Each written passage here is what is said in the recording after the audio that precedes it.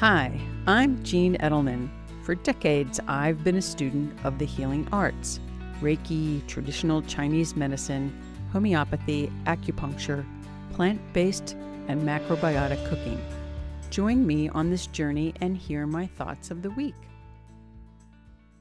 Hello, dear friends. It's so good to be back with you. As a reminder, we are in Earth School together, and today's lesson is one of our most wonderful gifts. We're going to talk about our emotions. We're going to talk about honoring our feelings. It's not about being perfect. It's about being authentic and finding that gentle balance in our busy lives. I want to share a few tips to help us honor our emotions one breath at a time. The first thing we want to do is feel and acknowledge without judgment. When a feeling arises, don't push it away and don't label it. When we keep pushing these emotions away, they bubble up later when they're not expected. But when they do give us a visit, it's time to simply take a moment and say, I see you, I feel you, and I welcome you. Remember, our emotions are valid signals. They're telling us what we need. The one interesting thing to pay attention to after we acknowledge and we see our emotions without judgment is pay attention to where we're feeling them in our body.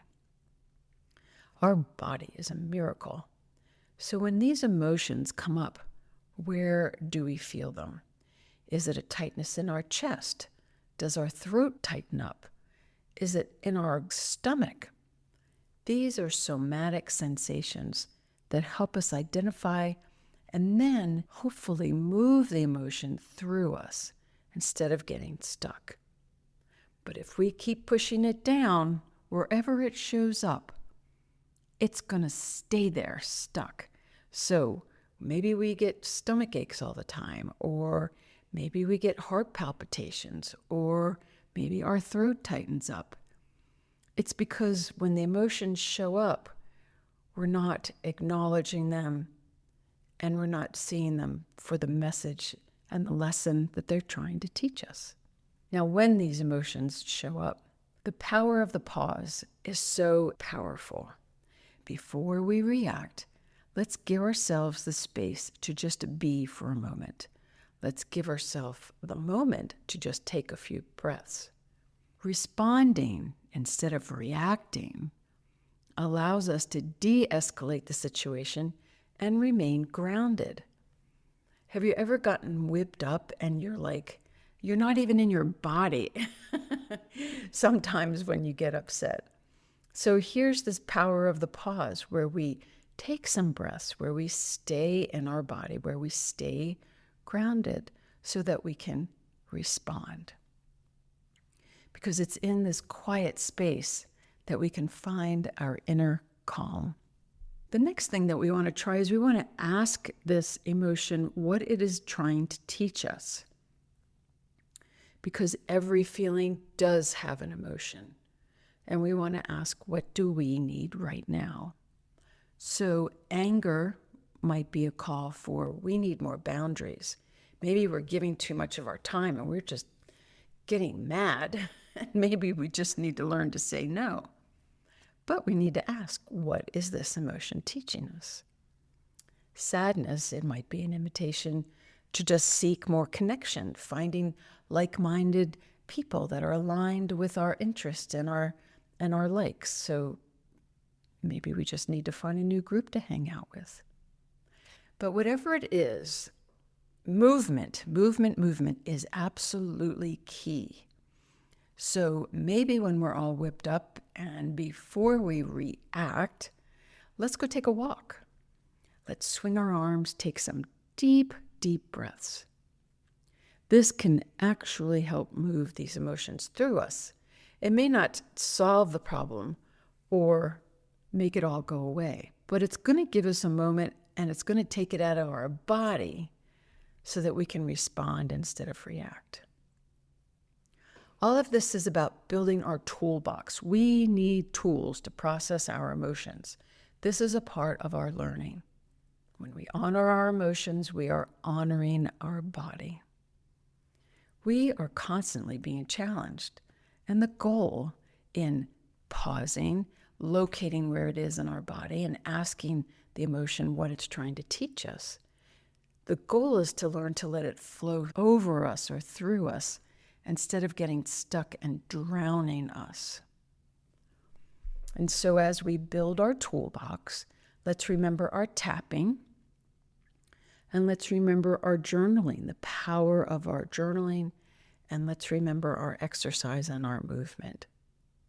The journaling for self-reflection, I'll tell you, writing down our thoughts can actually help us translate these overwhelming feelings into words that maybe we just never have to share them with anybody, but we've put them down, we're looking at them, we're acknowledging them. It's very, very powerful to journal. It really is a key way to maintain emotional health and to find some clarity. Because after you write pages and pages and pages, maybe by the end you're like, oh, maybe it wasn't so bad after all. So journaling is so important as a tool for our toolbox. And then again, that pause technique. Instead of reacting, let's stop, breathe, reflect, and then choose a better approach. Choose an approach that's going to give us a better outcome. And the pause is allowing us to collect ourselves and make a conscious choice rather than that reaction that we've all done it. We can't take it back. And in addition to the journaling and tapping and the movement and the stopping and breathing and reflecting and choosing a better approach, there actually is acupressure and body awareness. Since our emotions live physically in our body, the tools like acupressure can help us release negative energy and tension, simply identifying where it lives.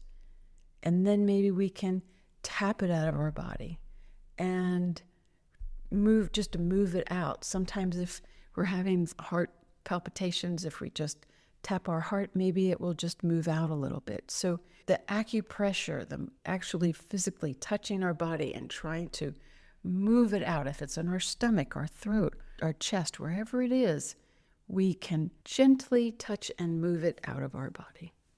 We also want to soothe our senses. Sometimes when we're all worked up and something's happened, everything, all of our senses are on overdrive.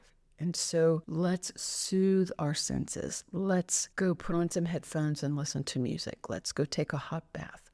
Maybe we just need to lie in a cool, dark room with an eye pillow. And definitely always, always, always spending time in nature is a beautiful way to regain our sense of calm.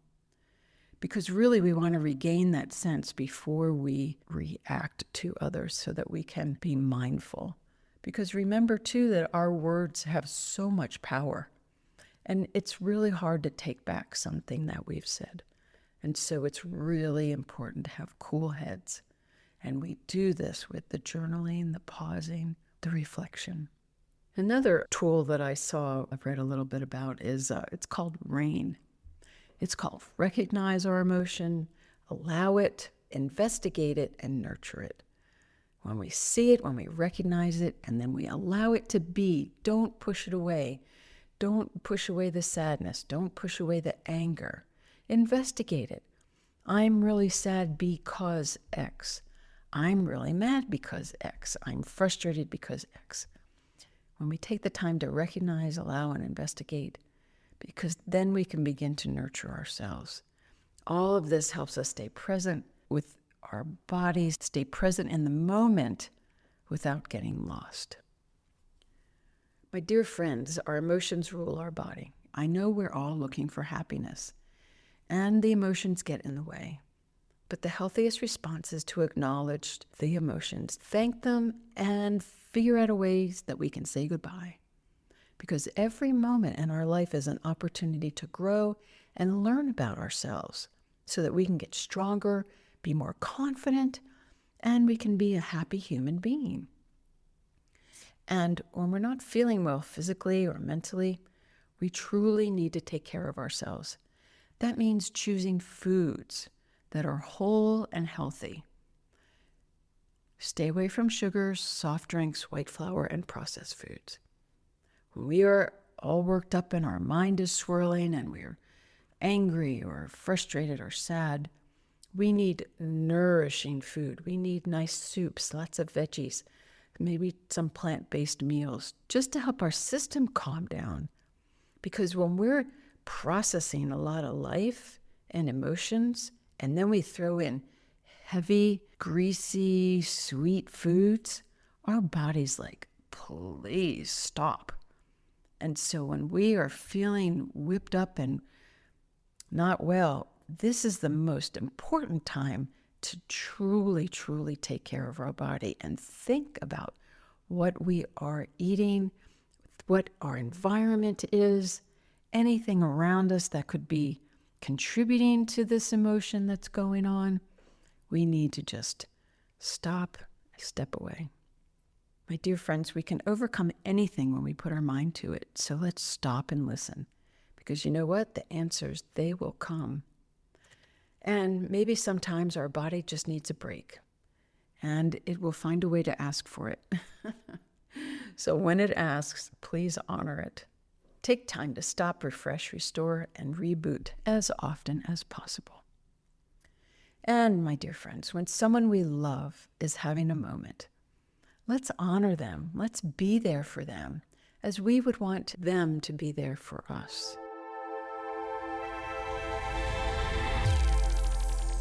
Next week in the Kitchen with Jean, we're exploring the power of fermented foods, nature's oldest secret to vitality. From miso to sauerkraut, these living foods support gut health, immunity, and balance from the inside out. Plus, I'm sharing a simple miso soup recipe. Join me next week in the Kitchen with Jean. As I said, this is Earth School, and the lesson is love. To love ourselves and to love each other. And life comes from us, and life is for us. Please take care of my friends. Honor our emotions. Notice them, talk to them, so we can process them. And then you know what? Then we'll be able to move on to the next lesson. Because you know what? There's going to be one. Have a good week, my friends. Find time for yourself. Find time to process. Take care.